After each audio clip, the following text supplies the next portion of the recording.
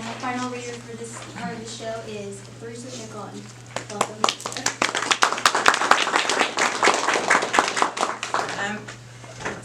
I saw somebody standing. Are you guys waiting to come in?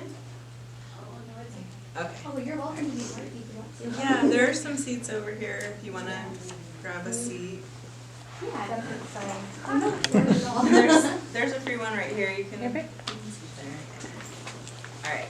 So first I want to thank everyone for coming out today, of course, and I want to give a specific thank you to the organizers, to, what was her name? Oh, I'm more. Lauren. She's our absolutely wonderful host. She hooked up with some extra chairs out there, so thank you, Lauren, for being our host. I want to thank the organizers for LitHop 2017, Brenda Venecia, Christina Robles, Lee and Lisa Herrick, Juan Luis Guzman, and Joseph Rios. Then I, of course, want to thank my awesome Slaying the Beast team, Loretta Kennedy, Theo Flores, and Thalea Gastelum. I wouldn't choose a better crew to be slaying the beast together, so thanks a lot for coming out, being part of the team. So let's see. So just to kind of give a little bit of background, my piece is really, really short, so I am going to talk at you for a second. I personally have been slaying the beast for the past couple of weeks. My brother, who I'm representing with our family, the traditional family t-shirt, you know, he'd been fighting cancer for nearly 4 years, and the week after Easter, we rallied together at his bedside. I mean, we didn't know, but we braced ourselves and prepared, and it turned out being his last week of life. We said goodbye to him the Friday of that week, a week ago yesterday. So our family did gather. We were there at his bedside when he breathed his last breath, and I believe he wouldn't have had it any other way with us, just kind of around him in prayer and in love. So this past week, we've been kind of slaying that beast of grief with our family. We laid him to rest, our champion, our hero. We laid him to rest just yesterday morning. So I did kind of have something planned for the reading today, something new that I was working on, and something kind of in the same spirit of slaying the beast, but I thought after a couple of really rough weeks, I just kind of wanted to bail.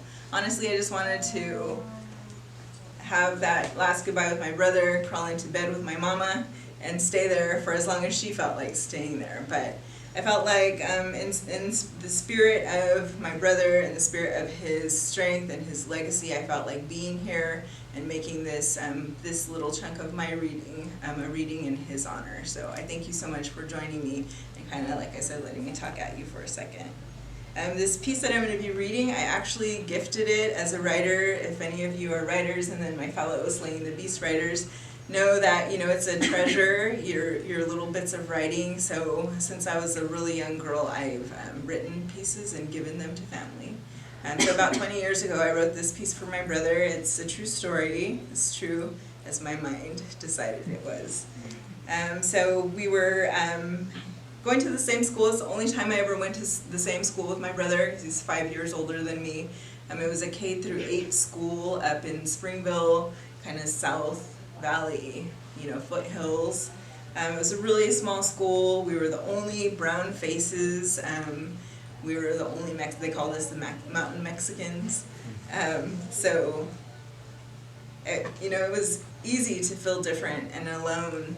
So that's kind of what this piece is based on. And really slaying the beast of perspective. So that's the focus of this piece. So this is for you, brother. All right. Into the brown. As a small person, I didn't know exactly what it was. I just knew it was. I was a solitary stroke of brown on a canvas of white.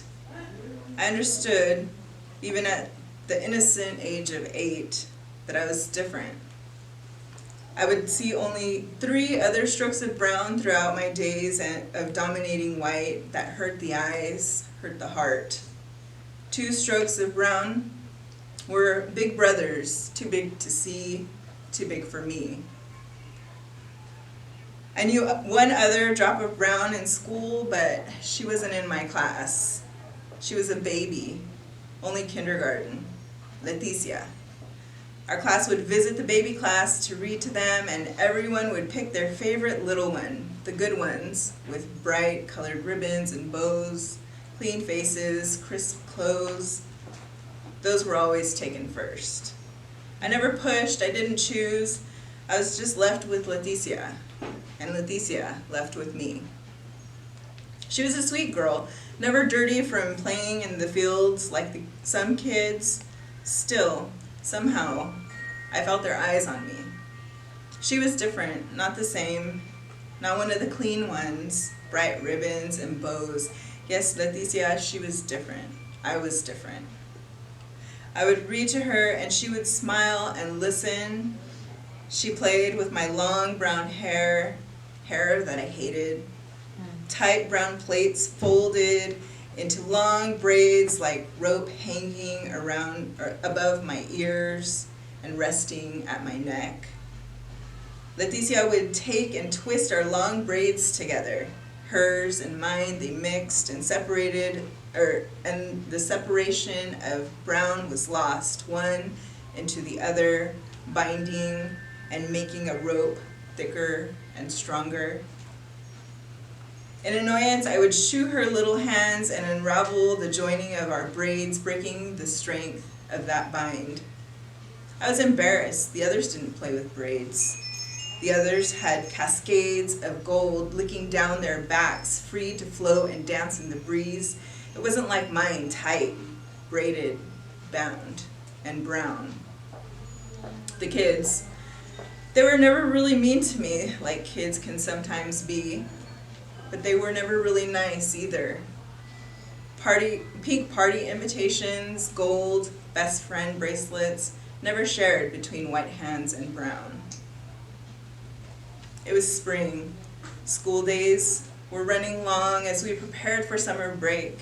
We were ushered out of the classroom, walking in a long line, little ducks in a row. I wasn't sure what was next, but I was excited. It was different. We were not going to lunch. Lunch had already passed. It wasn't recess. It was someplace new, someplace different.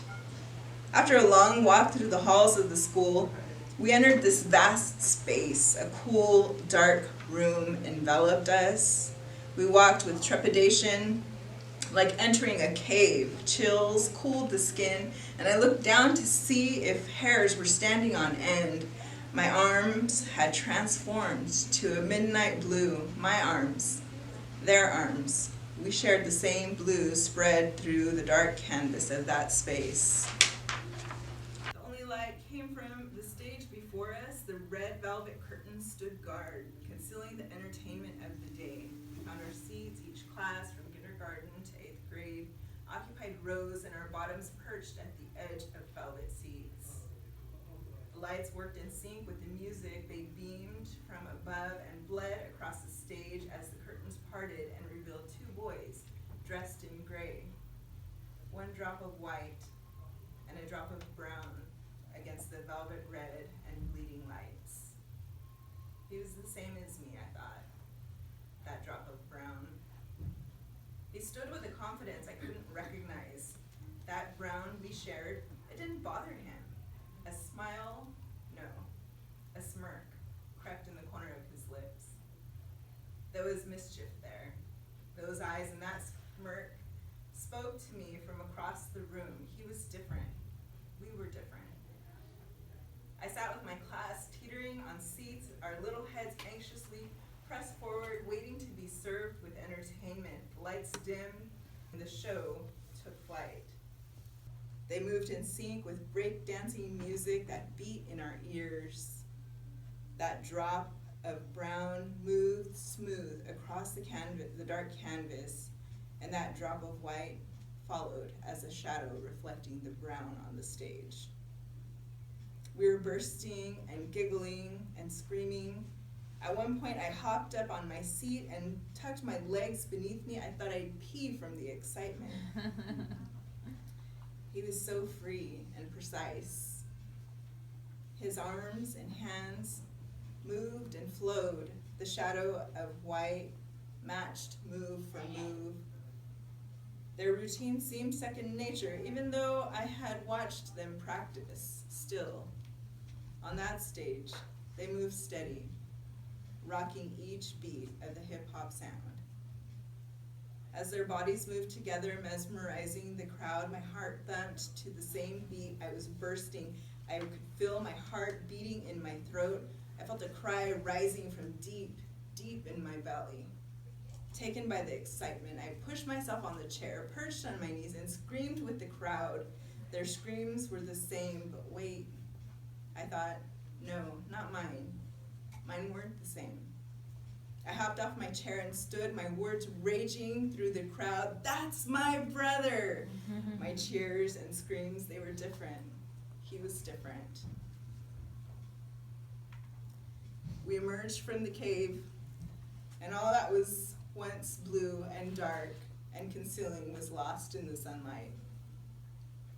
As we exited the auditorium, my brother and his partner stood by the doors, greeting rows of kids, still cheering for our celebrities. He spotted me in the crowd, and I broke free from following in line. He embraced me, and there, in the sunlight, I folded myself into the brown, bound and strengthened by our difference. Thank you.